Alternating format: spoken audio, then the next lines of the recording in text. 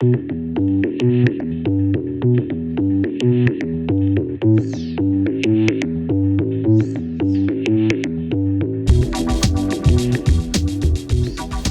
how's it going? Welcome to another episode of Lost Like Mike.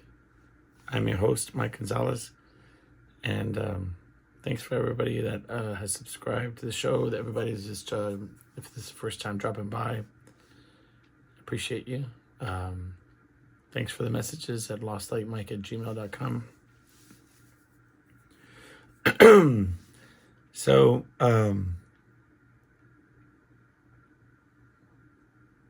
yeah, about last week's episode. If you happen to listen to it, I got the dog situated this time. Hopefully, it'll be a better episode. I think I got a good response from it.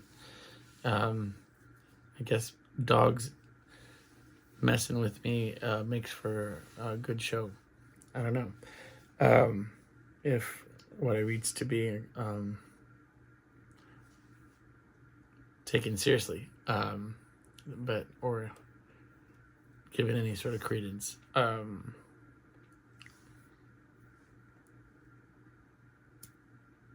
So I was sitting in having a drive with my daughter. I sit in the back seat with my daughter while my wife drives sometimes. It's just quality time, you know what I mean? Like an opportunity to sort of hang out and make memories, you know, as opposed to talking over my shoulder if she's sitting behind me, right? So we were doing like garage sale hopping, and my daughter got a bunch of these little squishy toys, right? And for just a couple of dollars. So we were hanging out, and she was handing them to me, putting them in my hand, and you know, giving commentary on each one, like, you know, this one's it's a cute shark, whatever. I like the color of it. It's super squishy, you know, that kind of thing, right? She's putting it in my hands, and she's got this giant bag full of them. And then she's going and just adding to this pile on my one hand. And very quickly, I mean, there's small ones and large ones and just various sizes. And so my hands are getting pretty soon. I have to put the second hand over, and she's piling them up. And, you know, this one's a hippo, and this one's a cow or whatever. And this is what they're, and then, and then she stops and she says, "Oh, Mommy, Daddy's struggling." You know what I mean? She says it very matter of factly, like, "Mommy, Daddy's struggling," and for some reason, like it rang different in my when she said that. It seemed, and I looked at it, almost as if it had nothing to do with the fact that I had a giant pile. So why would you say that? You know, it seems very apt to like describe my general place in life right now. Daddy's struggling. But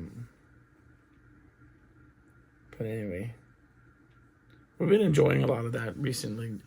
Garage selling, going around and finding random things. At the same time, though, right? So this is sort of a strange behavior.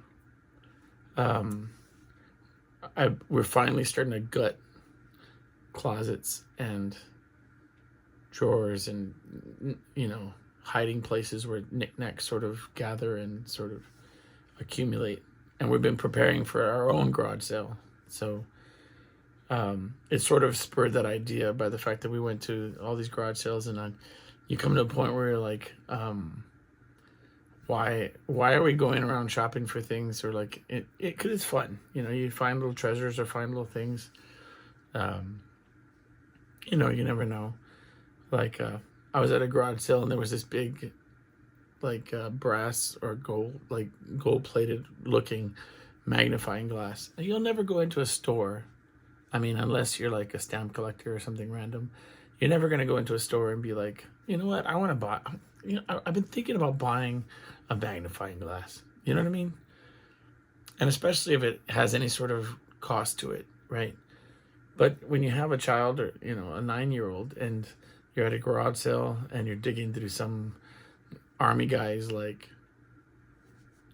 trunk, which was what I was doing, and you come upon this random ass like giant, pretty big, anyway, like kind of Sherlock Holmes looking magnifying glass, and you're like, oh, this is so cool, and then like he's selling it for $1, then right on, you just found like,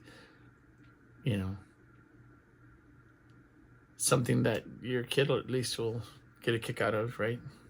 I mean, I remember magnifying glasses as a kid. I mean, not burning ants or something, sadistic, but at least, making your eye real big, you know what I mean? Or like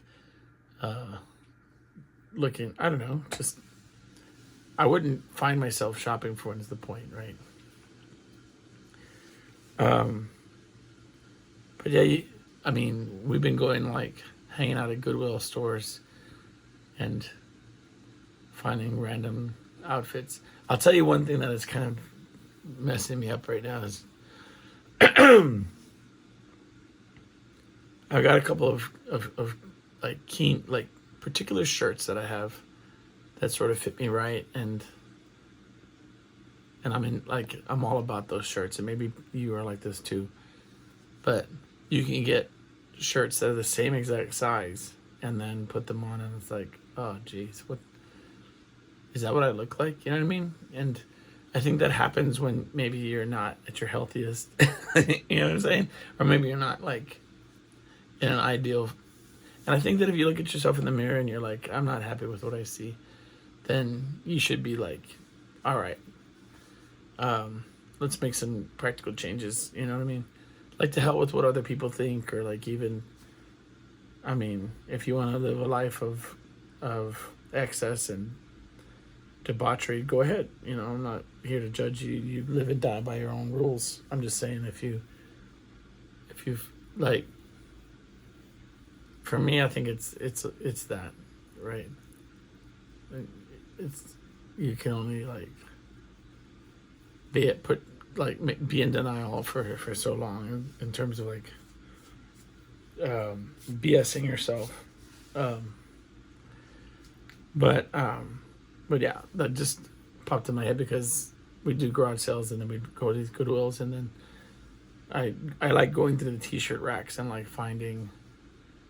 I never buy shirts that, I'm not the type of person that has like, I don't like shirts with big words that like I'm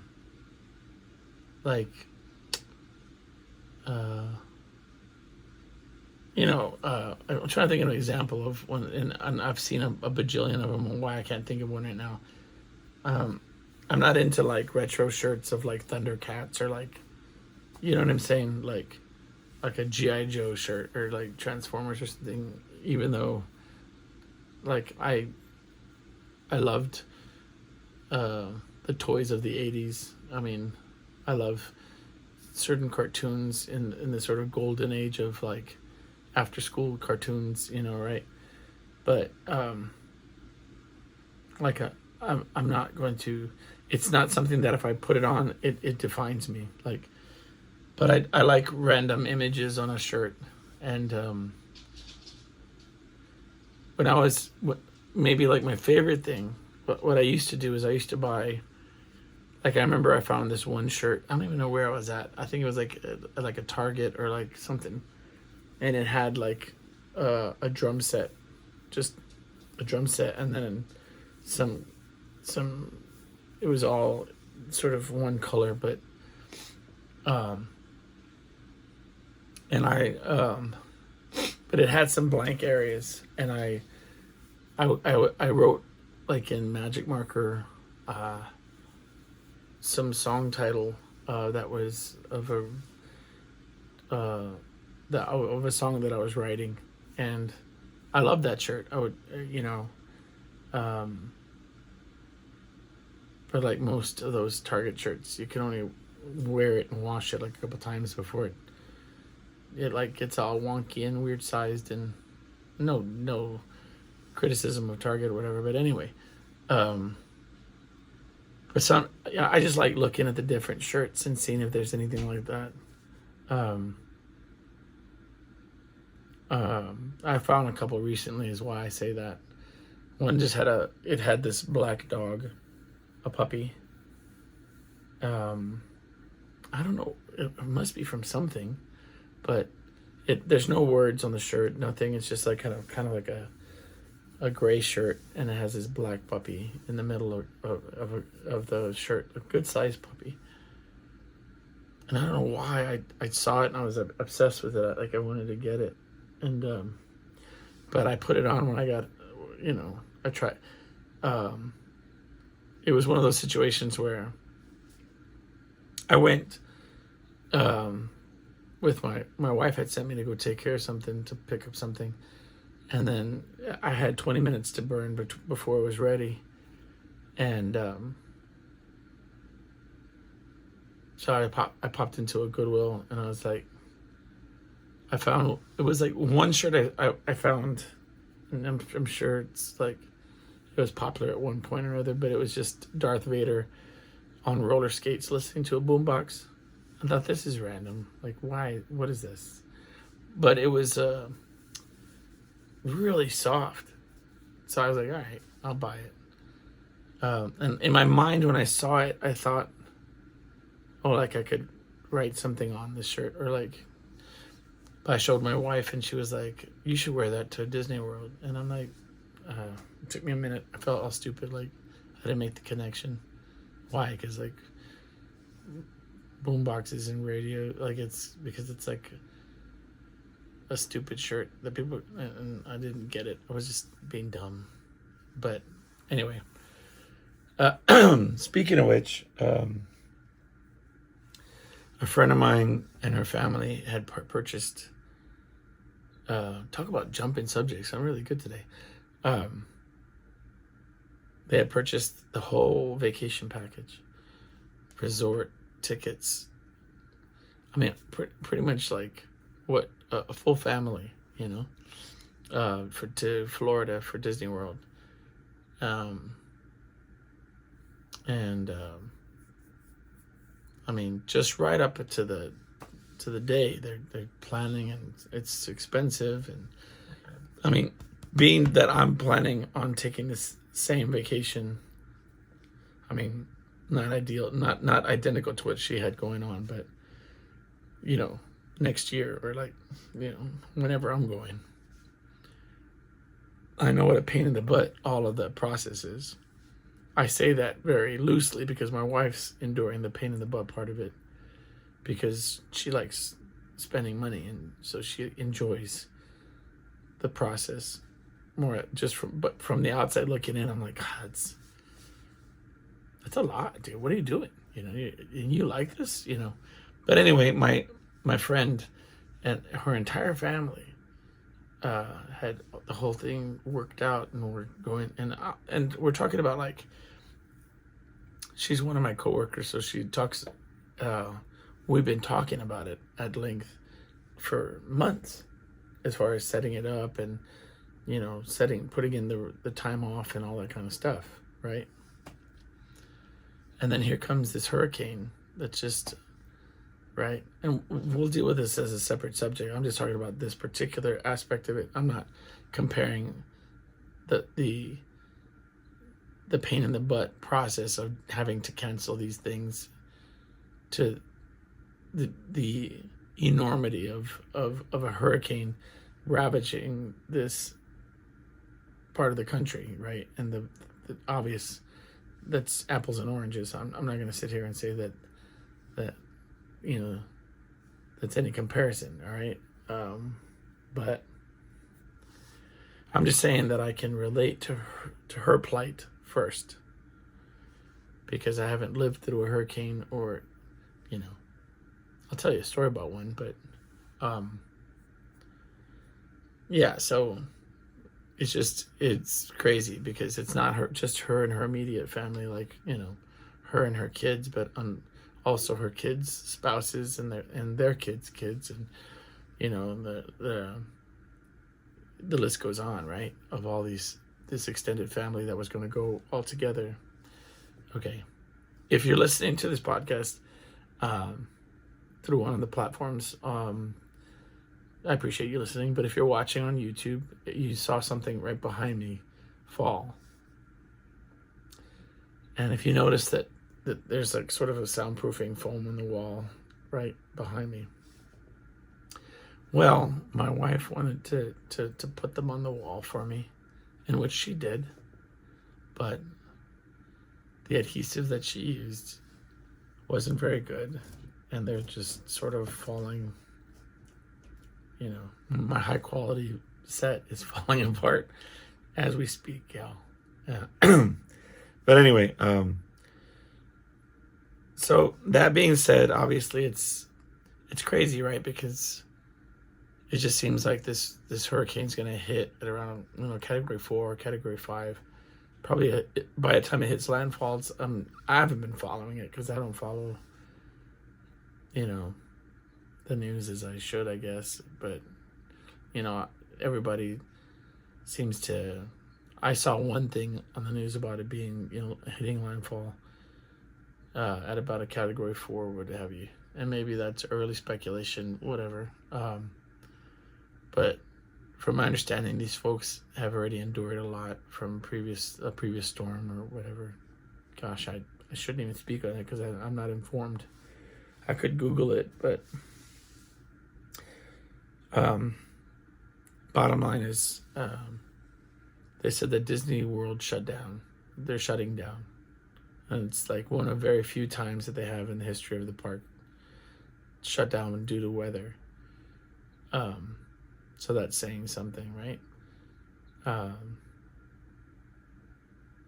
And there was folks that are still not going to evacuate.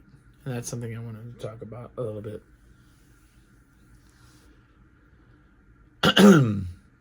When I've told the story before about a band that I was playing in. We were a house band in New Orleans, and it was right before Katrina. But there was several hurricanes from the time that we were booked to go down there, and then. But while we were there, I mean, they would have. It was just these vicious storms that we were. Okay, first of all, they asked us to move down there, right, to be a house band in New Orleans, and prior to us getting there, the club that we were going to be performing at, they were going to have us live in a loft above the club, and it was severely damaged in a hurricane. So that tells you anything. That was prior to us even getting there. But they were like, no, we're gonna still want you down here. We're gonna put you up in a hotel for the whole band, and we were on the 3rd floor, and I mean, just rain was coming in sideways on the 3rd floor, and we were like, yeah, we're good, we're out. But anyway, the point is, while I was down there, and there was talk of like hurricanes, the possible hurricane season starting, and hurricanes and blah, blah, blah, blah, blah, about hurricanes. And people were like, oh yeah, it's like, we were talking about how it damaged the club and all this. We were talking to the locals. And did you evacuate, that kind of thing? And it was almost laughable.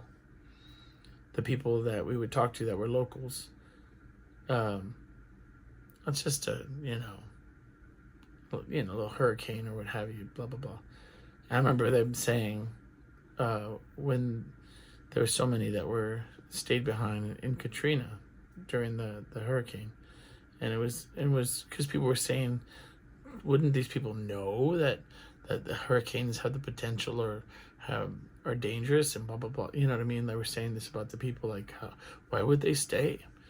But the truth of the matter is that and only anecdotal, but from everyone that I talked to, it was just, I guess there was varying degrees of of of danger where they sort of were used to it or lived through a lot of inclement weather, like of varying degrees of these, storms and and hurricanes and whatnot. And you can get into the levees breaking and all that, but I'm just saying it's not unheard of for people to be so stubborn and say, well, I'm not leaving. Why would I leave? It's a huge endeavor to pack up my family and move, and get out of here. I'm leaving all my stuff for looters and for people that are going to come and take advantage of, you can understand a little bit of perspective wise. Now, if the governor or like the powers that be get on the television and say to write your name and birthday in magic marker, you know what I mean, or in a Sharpie on your person so we can identify the bodies, I think, well, maybe it's not just hyperbole. Maybe they really want us to dip. Maybe we should leave, And my wife was making a point. Look, if I didn't see a TikTok or like some kind of social media about it, where they said that it was like a dog and it was like a meme where it says like, my doggy mom likes watching serial killers, but she can't stand to watch an animal get hurt on TV or a movie. I thought my wife was the only one that was like that, where she we could be watching like just a butchering, like bloodfest, and if they hurt an animal, she's like, I can't, what is this? Oh no, she'll start getting emotional, like, they better not kill that dog. Dude, that guy just butchered like a house full of people. Like, you're angry because they hung a rabbit upside down, you know what I mean? Like, he's cutting a deer up for meat, and that's where you draw the line, but not when like he slit that girl's throat and like, pulled out her insides or something. But so anyway, while we were discussing this particular aspect of the story, she was saying how that there was animals that were just left behind, and that's really where her mind's at. And I get it, right? Oh, the sadness. The soundproofing, right? Remember we talked about the universe chiming in. I think the universe is saying that maybe there's more important things than, I guess, because the dogs can't do anything. They can't save themselves, right? People staying behind, and right. There was one story about this guy, and he lives on his boat, and he's like, I'm not going anywhere. Like, this is where I stay. He's like, God's got my back. I'm fine. Like, boats are meant to be in the water, whatever. But there were these dogs that were chained up and just left behind, right? At least like let them off the chain, let them, because if I'm not, like, I've read often that animals, like right after like a wildfire, you'll see like deer frolicking, like, and they were fine because they knew what to do or whatever. But yeah, I agree that it's messed up to like leave your animals caged and make an escape for yourself. I think that's kind of crappy, right? But yeah, as far as people staying behind, I see both sides. It goes back to that argument about money, right? Like, it should never be a question of whether you can afford to evacuate, right? Like, I don't have the means. I don't have a car. I can't afford the gas.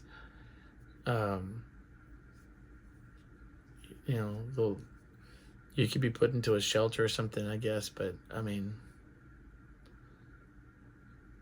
I can imagine being where money be the factor, but the deciding factor between you, escaping a natural disaster or not, right? That's crazy. I don't know, but so it goes, man. Um, I talked to my son about registering to vote.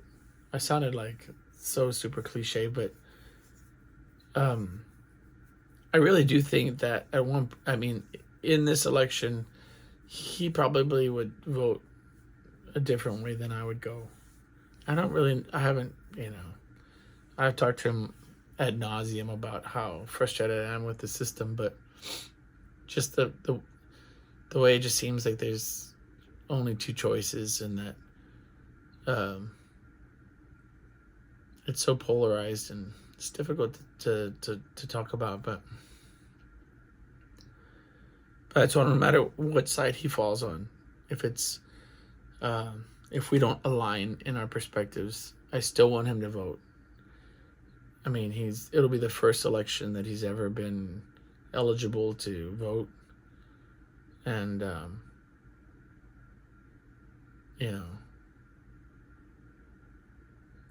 there's such a so many people have like a very strong opinions about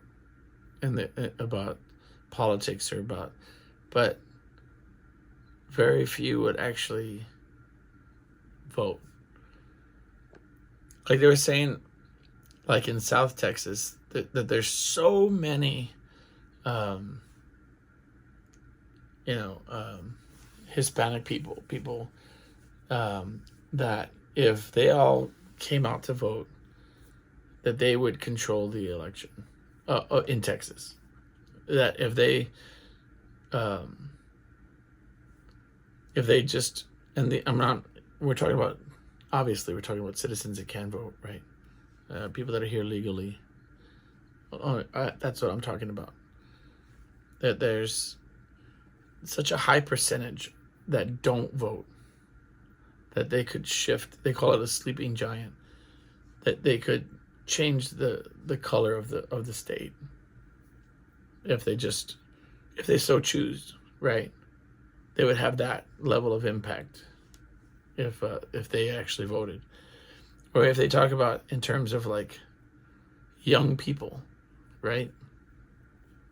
There's a big movement in the 90s where they were talking about there was so many young people that were so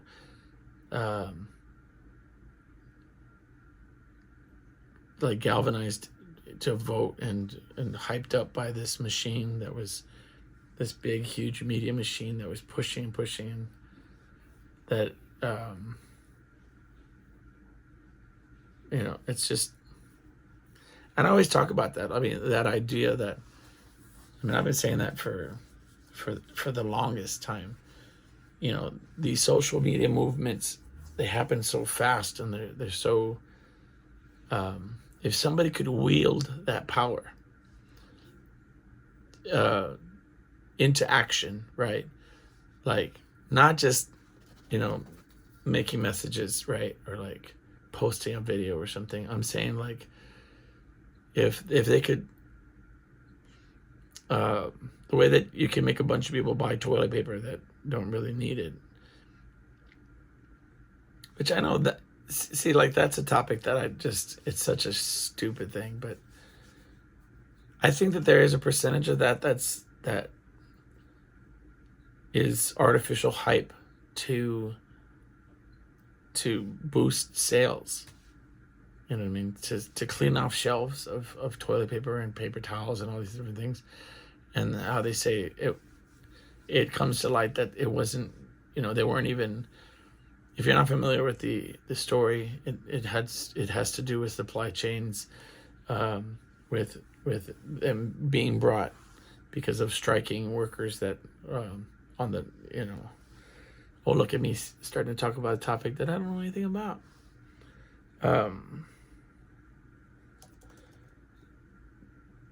Let me see. But I'm typing really quick.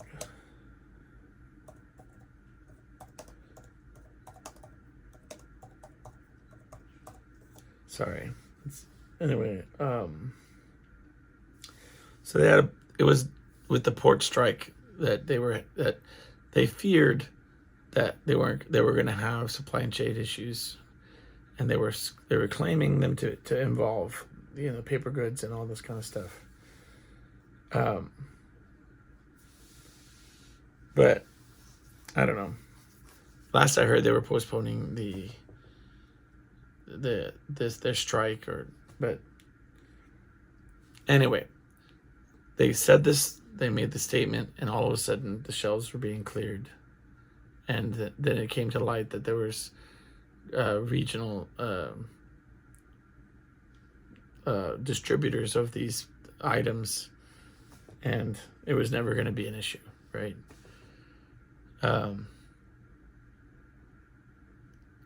But so that is one example of the media making claims or just reporting the news, right? Just making us aware of situations out there in the world, and just a little nudge causing action, right?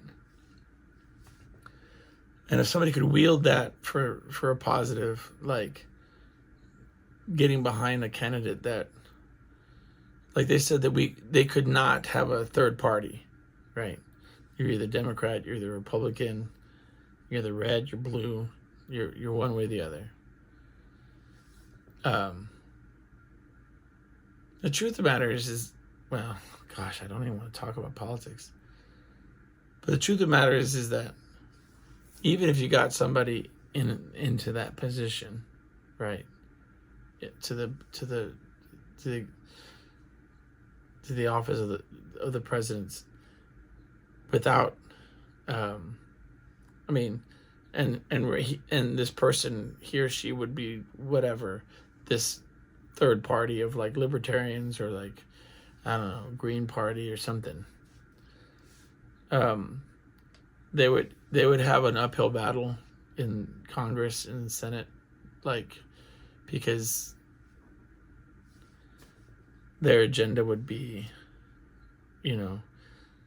it'd be completely dependent on what their agenda was leaning towards, to these already existing parties that vote pretty much on the party line for the most part. And that's all I'll say about that. I will say, though, I think that we are past that point of needing an electoral college. I think that, every vote should matter. And, you'd have to do the research and find out why we had an electoral college. My understanding was basically that smaller states with few, had less influence than the bigger states. And so it was a way to,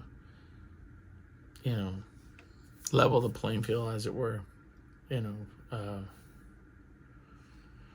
perhaps that's an oversimplification of the process, but anyway, I think that there should be a way that we are able to, make every vote count. Anyway, before coming into this episode, I thought,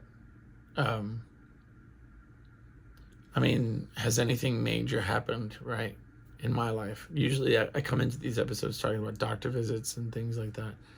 And the past couple, I've just sort of come in and just started chatting with y'all.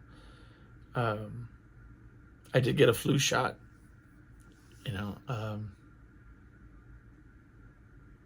I don't know, some say that the flu shot, it's unnecessary or whatever. I always tell people, like I talked to my wife about it briefly, and she's like, well, the baby's going to get one, you're going to get one, Yeah, it's so stupid. I'll tell you what it is that bugs me so much. I got every variant of the COVID virus. I've gotten every different type that you can. I've gotten flu so many times over the past couple of years. It's just been, I don't know what I mean. Somebody could explain to me why I need to get these shots. Maybe it's helping me. Maybe I survived because of the boosters or whatever, the flu shots or the vaccines or whatever. Perhaps. I feel like if it's supposed to prevent anything, it's not doing that at all. Because, I mean, I've got a stellar record of catching everything that's passed through. You know, like I'm just a sponge for this. And I think, a lot of it's because my wife works with little kids. She's just hanging out with a petri dish of like germs and assorted diseases. I don't know. She called the other day and she said, "Oh, I've got a couple of kids out with a stomach virus." I'm like, "Great! Can't wait to see you when you get home." Right? What's for dinner? Anyway, one of the things I did realize was that I need to because I'm not going to talk about that. I was going to talk about just how dingy my undershirts are, because I have to take off my monkey suit to get my shots, And you always think, well, nobody sees the undershirt, right? I have white shirts, and so I have this thing. My wife doesn't let me do laundry, for her, because she sees how I do my laundry, right? So I ended up having to wear just this plain blue shirt today under my monkey suit, because I was thinking, I went through all my white, dingy white shirts, I was like, I had all these jokes written to make fun of myself about my shirts, but anyway, I'm wearing this one, so.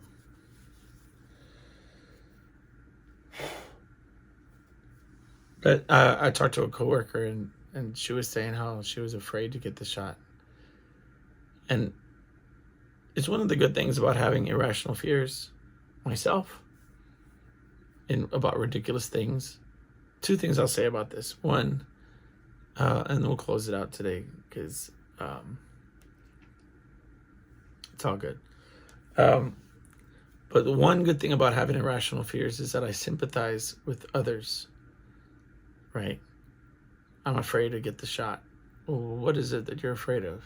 Well, I just thought about it for too long, and it was maybe the pain or not knowing how much it was going to hurt or whatever. And I'm like, okay, it's not on my list of irrational fears, but I can sympathize because there's no real rationale for my stupid fears or my silly fears or what others deem to be stupid or dumb fears. So, and the other thing I'll say about this topic is that whether or not you consciously think that you're afraid or not about something, there is a bit of anxiety that, sort of lingering anxiety that is attached to whatever event that you got going, okay? And then, so what I'm trying to get at is that I got my shot, and I just looked up out at this big window behind them. They're giving me the shot, and I'm looking at the sun shine, and I'm looking at the reflections of things on other buildings and random whatever. And so I guess maybe there was a little bit of trepidation for the impending actual pain of it, right? But It's not like a debilitating, or it doesn't affect whether or not I get it. And I'm okay with it once I get it, right? Like right now, it's really sore, but whatever. But then I get up and I go and I'm in the elevator, which I have a sort of functioning irrational fear of, right? So I get in the elevator and there's a couple people behind me. But then I feel like, whew, like a little anxiety there. Like I felt a little pinch, like woo. It happened to be the head of like the building's maintenance that was behind me. And I'm like thinking to myself, like, great, like the person that I would call if the elevator got stuck is standing behind me. Like, fantastic. And it didn't hit me in the positive way. Like you could say like, okay, well, he would know what to do, right? Like it didn't hit me like that. It hit me like, great. So if I needed somebody on the outside making actions, like doing things, like fixing and getting me out of this thing, he's standing behind me. So fantastic. And then, boop, it opens and I get out. And I said, wait a minute. Like, that seemed to be a little extra. Like you get in elevators all the time and I've gotten really good at it. So why am I like having like a borderline panic attack, like, you know, out of nowhere, right? And so what I think, or my theory is that sometimes you have these little compound, really little bitty anxieties, little baby ones, and they, you know, merge and become sort of like devastator. Like, remember when the little cassettes and the little, what were those, Constructicons, and then they would merge, or like, but then there was like, oh, I'm butchering this history too. Anyway, for those who know, you know. Those who don't, it doesn't matter. Bottom line is that the little baby anxieties kind of sit on each other's lap, and you have like a new and improved sort of sneaky anxiety that, you know, just seems to where you're like, I don't know why I just freaked out right now. Well, it probably had something to do with it. All right. Anyway, thanks for checking in with me. Thanks for hanging out for a little baby bit. I saw really good numbers for people coming by, and I appreciate that. Yeah. Keep those messages coming in at lostlikeMike@gmail.com, and I'll see you next week. All right. Take care.